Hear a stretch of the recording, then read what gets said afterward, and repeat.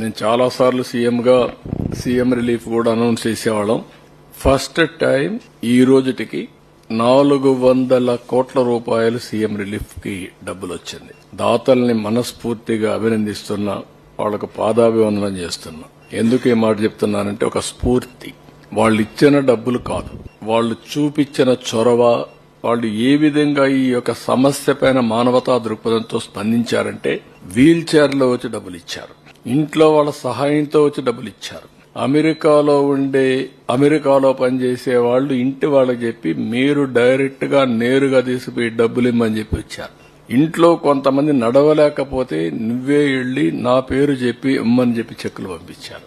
ఇది ఒక వినూత్నమైన అనుభవం. అది ఒకరిని కాదు, చిన్న పెద్ద అని కాదు, పిల్లలు చదువుకుంటూ 5 రూపాయలు 10 రూపాయలు కలెక్ట్ చేసి ఓ స్కూల్ కి ఎంత కలెక్ట్ చేసి తీసుకొచ్చారు, ఉండి మారిగా పెట్టి.